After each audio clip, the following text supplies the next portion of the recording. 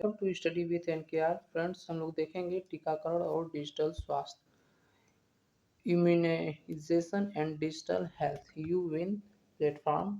टीकाकरण प्रबंधन के लिए देशव्यापी यूविन पोर्टल कोविन की तर्ज पर को पूरी तरह से रोल आउट किया जाएगा।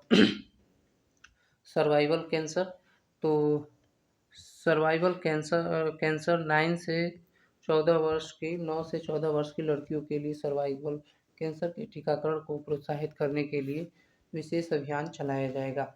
मिशन इंद्रधनुष क्या है? तो इसके तहत टीकाकरण कवरेज को और मजबूत करने पर जोर दिया जाएगा। आगे है उत्तर प्रदेश बजट 2025-26। स्वास्थ्य क्षेत्र की मुख्य विशेषताएं: एक जिला एक medical college, OD one district one medical college, ODOMC योजना। तो प्रदेश सरकार ने एक जिला एक मेडिकल कॉलेज के संकल्प को पूरा करने के लिए भारी बजट आवंटित किया है। 14 नए मेडिकल कॉलेजों की स्थापना और संचालन के लिए विशेष धनराशि का प्रावधान किया गया है। बजट में यह सुनिश्चित किया गया है कि प्रदेश के सभी 75 जिलों में अपना मेडिकल कॉलेज हो। राष्ट्रीय स्वास्थ्य मिशन एनएचएम और आयुष्मान भारत। अब हम लोग देखेंगे राष्ट्रीय स्वास्थ्य मिशन नेशनल हेल्थ मिशन और आयुष्मान भारत। तो उत्तर प्रदेश में स्वास्थ्य सेवाओं को सुदृढ़ करने के लिए एनएचएम के अंतर्गत लगभग 7,000 करोड़ से अधिक का प्रावधान किया गया है। आयुष्मान भारत प्रधानमंत्री जन आरोग्य योजना।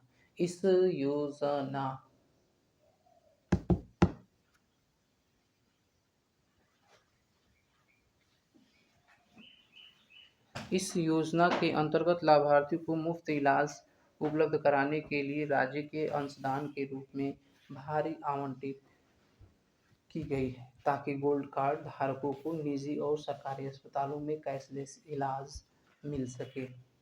नेक्स्ट है महाकुंभ 2025 और स्वास्थ्य सुरक्षा।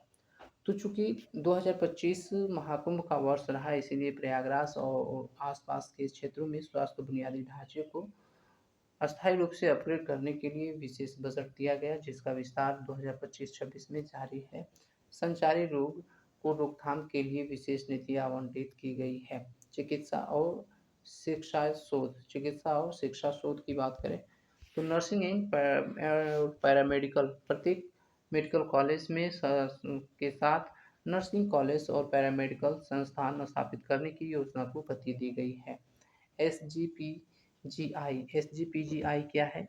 और केजीएमयू। तो लखनऊ स्थित इन प्रमुख संस्थाओं में इमरजेंसी मेडिसिन और रोबोटिक सर्जरी जैसी आधुनिक सुविधाओं को विस्तार के लिए अलग से बजट दिया गया है।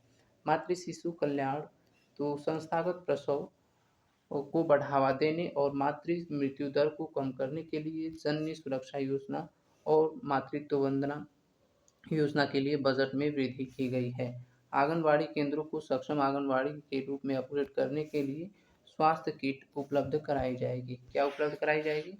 तो स्वास्थ्य किट उपलब्ध कराई जाएगी। उत्तर प्रदेश की आर्थिक समीक्षा 2025-26 में स्वास्थ्य की स्थिति को देखें तो शिशु मृत्यु दर, उत्तर प्रदेश में शिशु मृत्यु दर घटकर 38 प्रति 1000 जीवित जन्म हो गई है। हालांकि यह अभी भी राष्ट्रीय औसत से क्या है? अधिक है। अभी भी राष्ट्रीय औसत से क्या है? तो अधिक है। आगे देखें तो मातृ मृत्यु अनुपात। तो राज्य में मातृ मृत्यु अनुपात 167 प्रति 1,00,000 जीवित जन्म है और सरकार का लक्ष्य इसे घटाकर के 70 से नीचे लाना है। 5 वर्ष से कम आयु की मृत्यु दर ये 43 प्रति 1000 है। रिपोर्ट के अनुसार इसमें पिछले वर्षों की तुलना में गिरावट दर्ज की गई है, जो बाल स्वास्थ्य सेवाओं के सुधार को संकेत देता है। जीवन प्रत्याशा, प्रत्येक प्रदेश की औसत जीवन प्रत्याशा लगभग 65.6 वर्ष आंकी गई है, जिसे 70 पर पहुंचाने का लक्ष्य है। मेडिकल कॉलेज, एक जिला एक medical college, one district one medical college योजना के तहत प्रदेश में 75 से 65 जिलों में मेडिकल कॉलेज या तो चालू हो चुके हैं या निर्माणाधीन है। 14 नए मेडिकल कॉलेजों का निर्माण तीव्र गति से चल रहा है। आगे है आयुष्मान आरोग्य मंदिर। क्या है? आयुष्मान आरोग्य मंदिर। तो ग्रामीण क्षेत्रों में प्राथमिक स्वास्थ्य सेवाओं को मजबूत करने के लिए हजारों उपकेंद्रों को आयुष्मान आरोग्य मंदिर health and wellness care centre में अपग्रेड किया गया है। Nursing college. मेडिकल कॉलेज के साथ साथ नर्सिंग और पैरामेडिकल स्टाफ की कमी को दूर करने के लिए नए नर्सिंग कॉलेज की स्थापना को उपलब्ध के रूप में दर्शाया गया है। प्रमुख योजनाओं का प्रदर्शन यदि हम देखें तो आयुष्मान भारत PMJAY उत्तर प्रदेश में 5.13 करोड़ से अधिक आयुष्मान कार्ड जारी करने वाला देश का अग्रणी राज्य बन चुका है। कितना? तो 5.13 करोड़। आगे है संचारी रोग नियंत्रण। तो कम्युनिकेबल डिजीज कंट्रोल JESAES। तो जापानी जापानी इंसेफ्लाइटिस और एक्यूट इंसेफ्लाइटिस सिंड्रोम से होने वाली मौतों में 95% से अधिक की कमी दर्ज की गई है। पूर्वी उत्तर प्रदेश पूर्वांचल में यह एक बड़ी सफलता मानी गई है। मलेरिया और डेंगू की बात की जाए तो इन रोगों को त्वरित जांच और इलाज के लिए हर जिले में इंटीग्रेटेड पब्लिक हेल्थ लैब की स्थापना की जा रही है। मिशन इंद्रधनुष या नियमित टीकाकरण कवरेज में सुधार हुआ है, जिससे पूर्ण टीकाकरण वाले बच्चों का प्रतिशत बढ़ा है। आगे है स्वास्थ्य बजट और व्यय। स्वास्थ्य बजट और व्यय। तो स्वास्थ्य क्षेत्र पर राज्य का व्यय GSDP का प्रतिशत के रूप में धीरे धीरे बढ़ रहा है। वर्ष 2024-25 के दौरान स्वास्थ्य एवं परिवार कल्याण के लिए पूंजीगत व्यय में वृद्धि हुई है, जिसका अर्थ है कि वेतन के बजाय अस्पतालों और मशीनों पर अधिक पैसा खर्च किया गया है। राष्ट्रीय परिवार एवं स्वास्थ्य सर्वेक्षण 5 के महत्वपूर्ण स्वास्थ्य आंकड़े को अब हम लोग देखेंगे। तो कुल प्रजनन दर, ये TFR टोटल फर्टिलाइजर रेट, ये है 4 और 5 के मध्य राष्ट्रीय स्तर पर कुल प्रजनन दर TFR 2.2 से घट करके 2.0 हो गई है। भारत में केवल 5 राज्य हैं जो 2.1 प्रजनन क्षमता के प्रतिस्थापन स्तर से ऊपर हैं। ये राज्य बिहार, मेघालय, उत्तर प्रदेश, झारखंड और मणिपुर हैं।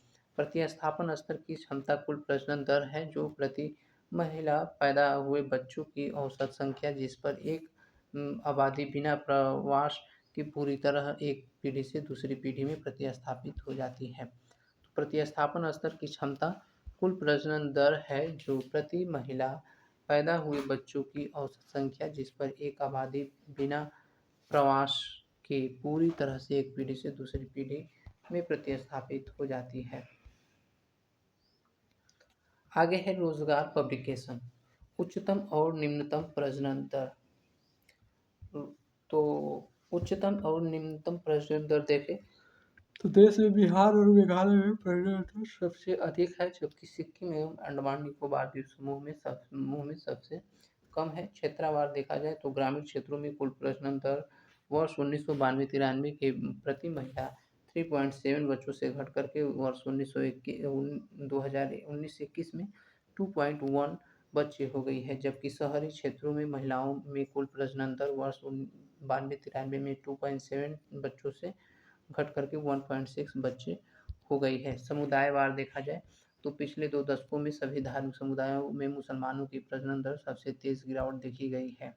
राष्ट्रीय परिवार स्वास्थ्य सर्वेक्षण NFHS 6 में हालिया आंकड़ों से उत्तर प्रदेश में चिंताजनक प्रवृत्ति का पता चलता है, जहां हर 4 में से एक व्यक्ति उच्च रक्तचाप के खतरे में है और यह स्वास्थ्य स्थिति जिसे प्रायः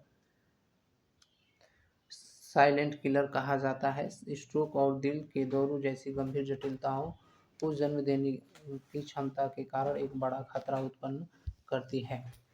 स्वास्थ्य संबंधी योजनाएं, इसे हम लोग देखेंगे अगले सेशन में। मिलते हैं, तब तक के लिए हमारे इस चैनल को सब्सक्राइब कर लीजिए।